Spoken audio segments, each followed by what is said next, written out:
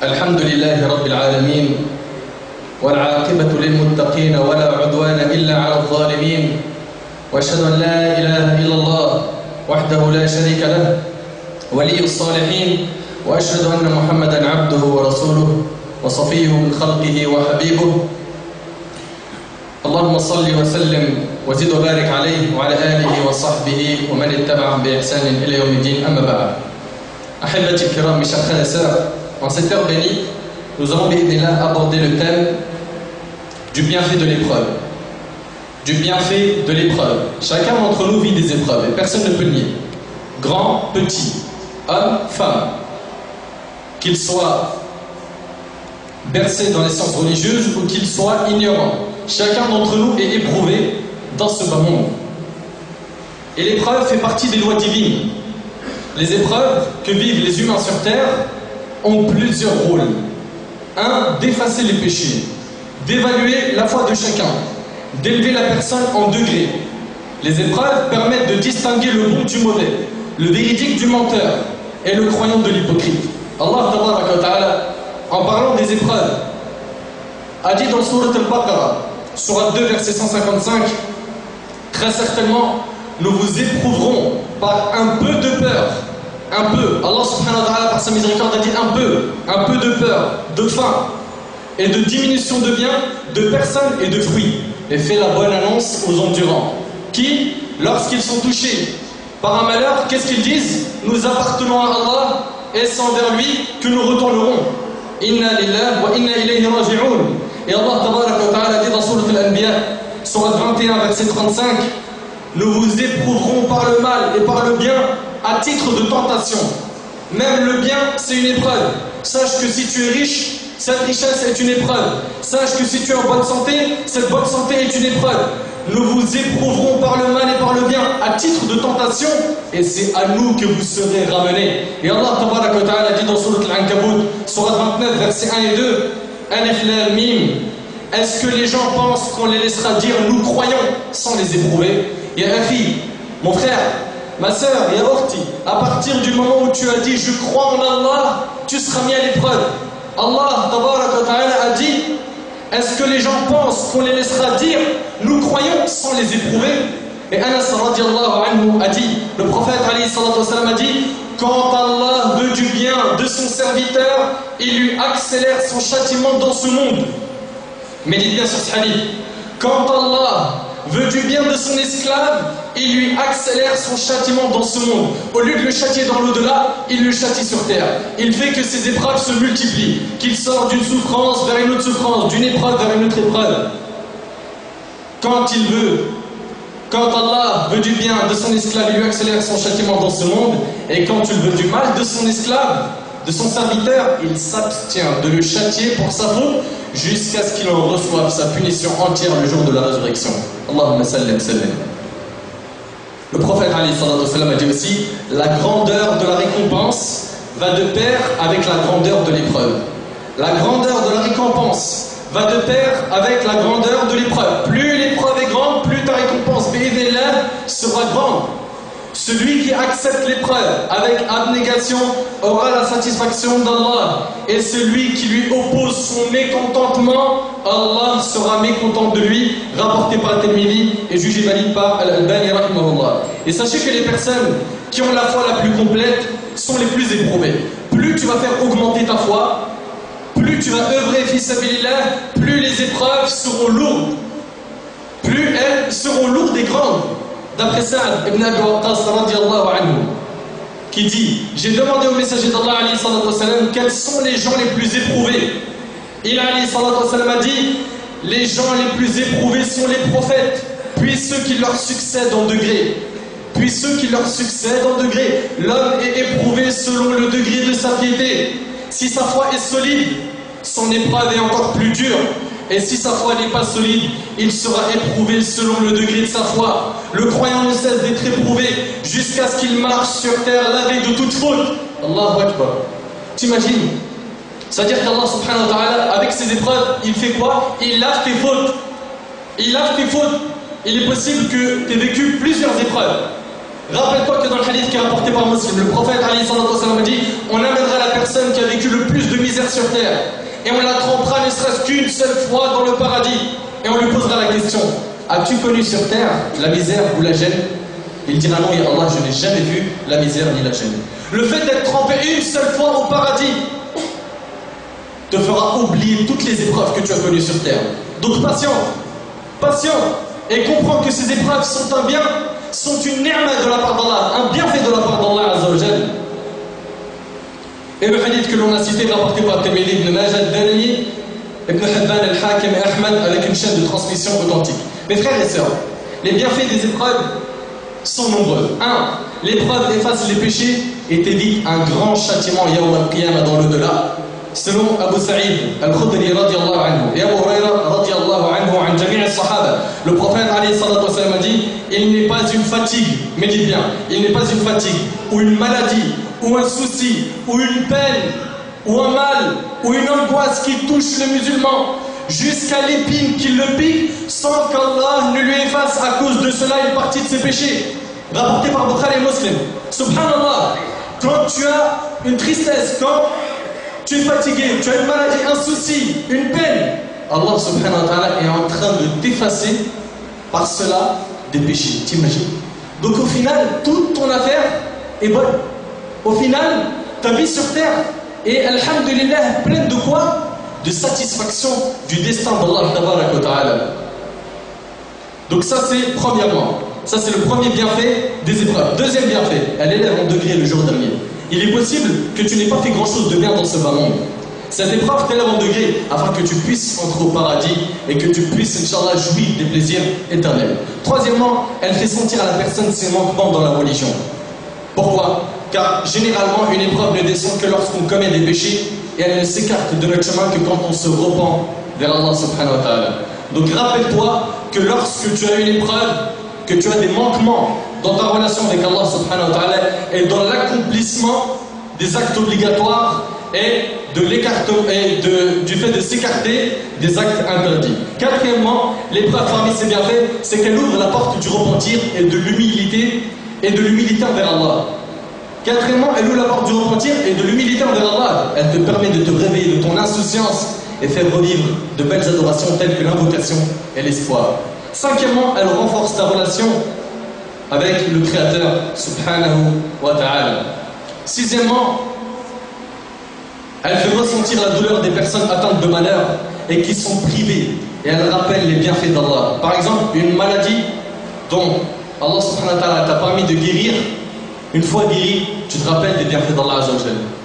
Quand tu es touché d'une épreuve, tu dis subhanallah, avant je n'étais pas touché par ça, je ne sentais pas ce bienfait. Cette épreuve te facilite de reconnaître les bienfaits d'Allah Azza wa Jal, et rappelle-toi toujours, quoi que tu aies eu comme épreuve, qu'il y a toujours pire que toi. Il y a toujours pire que toi. Si toi, Allah subhanahu wa ta'ala, aujourd'hui t'a éprouvé par le fait que tu as perdu la vue, il y a pire que toi. Il y en a qui n'arrivent pas à marcher, qui sont même sur des chaises roulantes, et avec les chaises roulantes, ils n'arrivent même pas à bouger leurs mains. C'est quelqu'un qui les pousse. Et si Allah t'a éprouvé par un manque d'argent, par une femme qui n'est pas comme tu le penses, ou comme tu le pensais, ou qu'Allah subhanahu wa ta'ala t'a éprouvé par un enfant qui ne t'écoute pas, toutes ces épreuves, sache qu'elles vont te coller jusqu'à ta mort parce que tu es croyant. N'oublie pas le verset où Allah subhanahu wa ta'ala dit, pensez-vous que nous vous allons laisser dire nous sommes croyants sans vous éprouver? À partir du moment où tu crois, tu seras éprouvé. Toute personne qui croit en Allah Azza wa Jal sera éprouvée. Et toute personne qui patiente face à cette épreuve, qu'est-ce qui l'attend le jour du jugement? Al-Jannah, le paradis. Et c'est notre but à tous.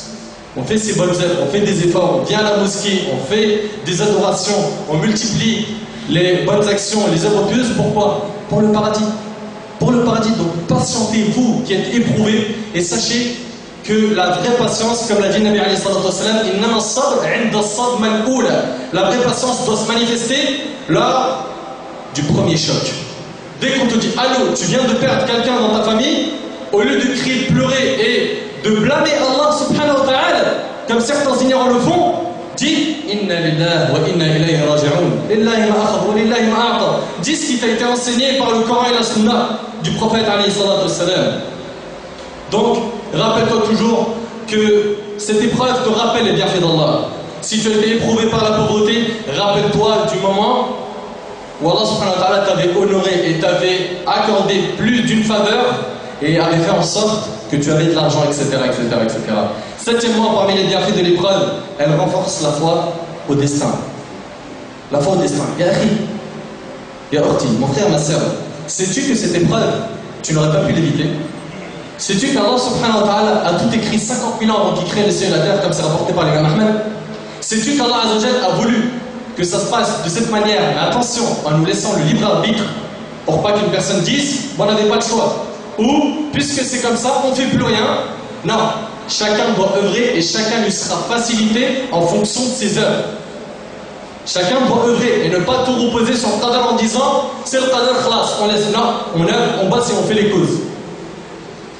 Donc, l'épreuve renforce la foi au destin et la certitude en Allah Azzawajal, car la personne au moment de l'épreuve sait que le seul qui peut nuire et être utile n'est autre qu'Allah Azzawajal. Huitièmement, l'épreuve permet aussi de se rappeler de l'au-delà.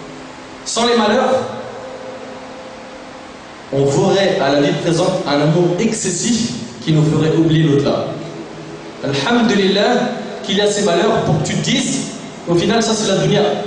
Ça c'est la dunya, ce bas monde. Comme dans Sahih Muslim, le prophète a dit, ce bas monde est une prison pour le croyant et un paradis pour le non-musulman. Et d'ailleurs, l'imam Ibn Hajar, rahimahullah, qui a commenté Fath al-Bari, ce grand savant, cette montagne de science en hadith, un parmi les juifs lui a dit, vous prétendez que ce bas monde est la prison du croyant et le paradis du non-musulman? Il a dit, je ne suis pas musulman et je suis pauvre, je n'ai rien du tout de ce bas monde. Et toi, tu es juge, tu as un beau cheval, tu as des beaux vêtements.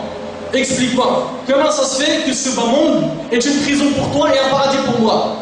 Je ne comprends pas la parole de ton prophète. Et là, Ibn Hajar, rahimahullah, lui a dit, certes, ce bas monde est une prison pour moi comparé à ce qui m'attend le jour dernier. Et ce bas monde est un paradis pour toi comparé à ce qui t'attend le jour dernier. Mes frères et sœurs, les gens au moment de l'épreuve sont de trois types. Premier type, c'est celui qui est privé du bien. C'est celui qui accueille l'épreuve avec mécontentement et colère et qui pense du mal d'Allah Azzawajal. Celui-là, wallahi, il est privé de bien. C'est un mahroum, c'est un mesquin. Deuxième type de personne au moment de l'épreuve, c'est celui qui accueille l'épreuve par la patience et pense du bien d'Allah Azzawajal. Troisième type de personne, et qu'Allah subhanahu wa ta'ala fasse qu'on fasse partie de ces gens-là. Troisième type de personne, c'est celui qui est satisfait de l'épreuve qu'il a eue et il en remercie Allah, et cela bien sûr est un niveau plus grand que le fait de patienter. Mes frères et sœurs, l'affaire du croyant est tout le temps bonne, car le croyant de manière générale est en bonne santé et les bienfaits d'Allah Azzawajal sur lui sont très nombreux. Selon Suhayb ibn Sinan, radiyallahu anhu, le prophète alayhi salatu wassalam a dit, ce que l'affaire du croyant est étonnante, son affaire ne comporte pour lui que du bien. Et cette faveur n'appartient qu'aux croyants. S'il est l'objet d'un événement heureux, il remercie Allah et c'est pour lui une bonne chose. Et s'il est victime d'un malheur, il endure avec patience et c'est là encore pour lui une bonne chose rapportée par le musulman. Donc au final, le croyant, il est entre quoi? Un bienfait qu'il reçoit d'Allah, il remercie. Un malheur qui le touche, il patiente.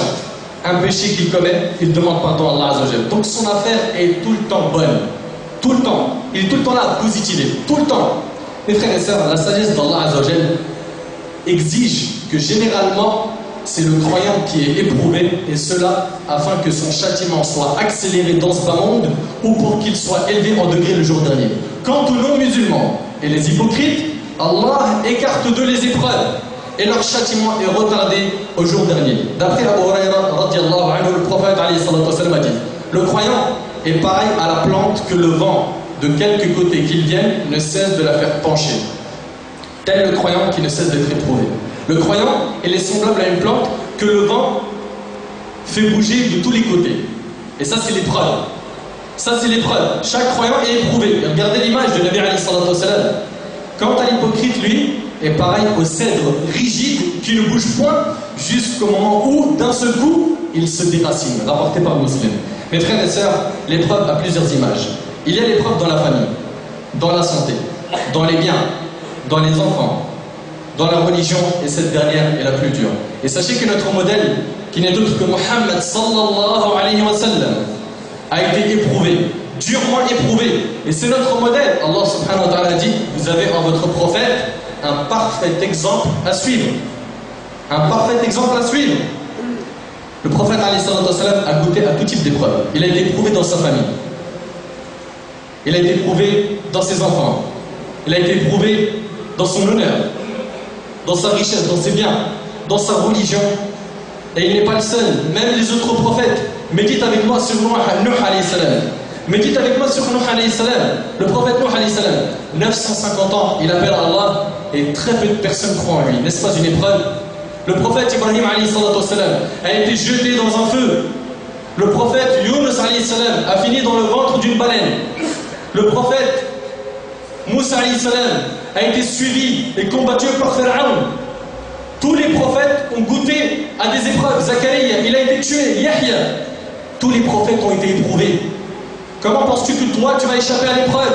Et d'ailleurs tous nos compagnons, regarde Bilal radiallahu anhu, ce qui lui est arrivé à la Mecque et la souffrance qu'il a vécue. Regarde Salman el-Farisi radiallahu anhu, qui a dû fuir de son père. Pourquoi? Pour apprendre sa religion et évoluer spirituellement. Regarde un petit peu Mus'ab ibn Umayr, qui était le dandy de la Mecque et qui a quitté la Mecque. Pourquoi? Pour apprendre sa religion et atteindre un degré de piété. Regarde Omar ibn Khattab, qui a été poignardé par Abu Lufl al-Majusi. Regarde Abu Bakr al-Siddiq radiallahu anhu, qui a voulu protéger le prophète alayhi salam et qui s'est fait frapper plusieurs fois. Regarde Uthman radiallahu anhu, qui a été tué. Regarde Ali, son épreuve lorsqu'il a dormi dans le lit du prophète alayhi salam. Regarde Abdullah ibn Mas'ud quand il est parti réciter du Coran aux Mecquois en leur disant Ar-Rahman et comment il est rentré. Regarde ses compagnons. Regarde l'imam Malik.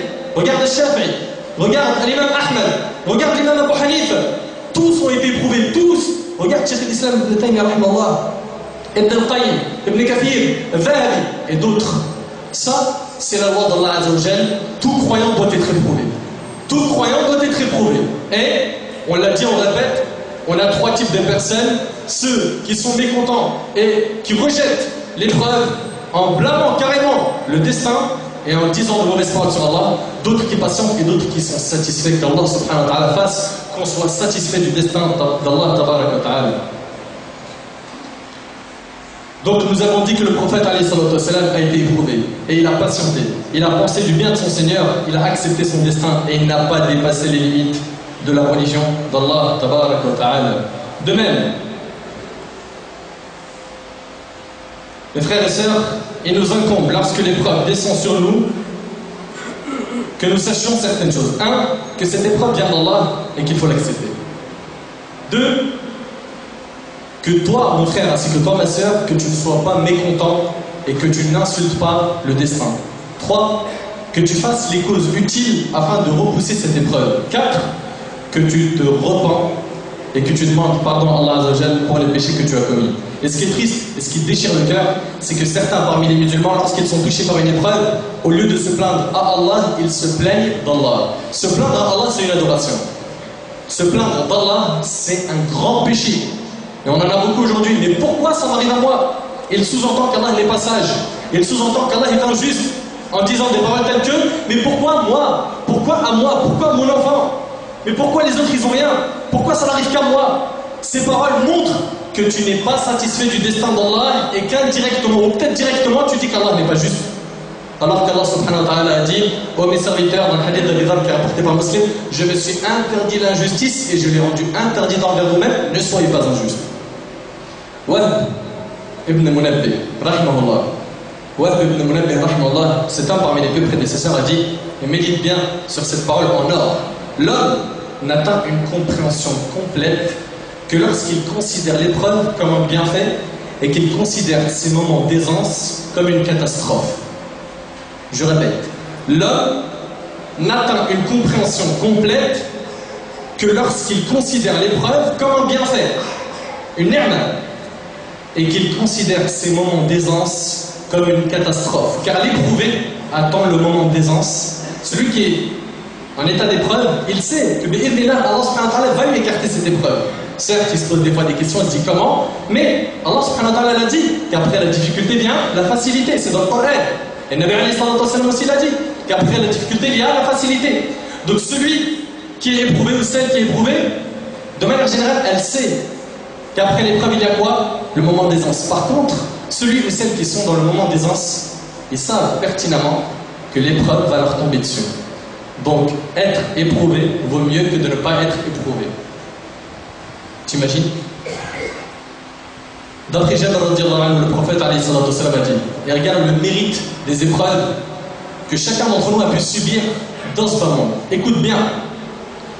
Le prophète a dit, quand les gens ayant subi des malheurs ici-bas recevront leur récompense dans l'au-delà, ceux qui avaient échappé au malheur, donc ils n'avaient pas connu d'épreuves dans ce bas monde, souhaiteront avoir eu la peau percée avec des ciseaux, rapporté par Tirmidhi et jugé valide par Al-Albani. Ça veut dire quoi? Ça veut dire que les gens qui n'ont pas eu de malheur, qui n'ont pas été éprouvés sur terre, lorsqu'ils vont voir l'immense récompense des gens qui ont été éprouvés, ils vont se dire si seulement on pouvait revenir sur terre et qu'on nous découpe avec des ciseaux. T'imagines? Pour qu'on soit éprouvé et qu'on ait nous aussi une grande récompense, Yawm al-Qiyamah. Mes frères et sœurs, pour finir, voyons ensemble quelles sont les choses qui allègent les épreuves. Awalan, premièrement, l'invocation. Cheikh l'Islam Ibn Taymiyyah a dit l'invocation repousse l'épreuve ou la fait faiblir. L'invocation repousse l'épreuve ou la fait faiblir. Deuxièmement, la prière. Selon Hudayfa radiyallahu anhu, lorsque le prophète était affligé par une chose, il accomplissait la prière rapportée par Abu Daoud et authentifiée par Al-Albani. Troisièmement, comme dans l'affaire qui est rapportée par Abu Daoud, guérissez vos malades par l'aumône. L'aumône, fais des aumônes. Toi qui es éprouvé, fais des aumônes.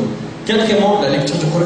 Allah Ta'ala n'a-t-il pas dit dans Sourate Al-Isra, Sourate 17, verset 82, nous faisons descendre du Coran ce qui est une guérison et une miséricorde pour les croyants.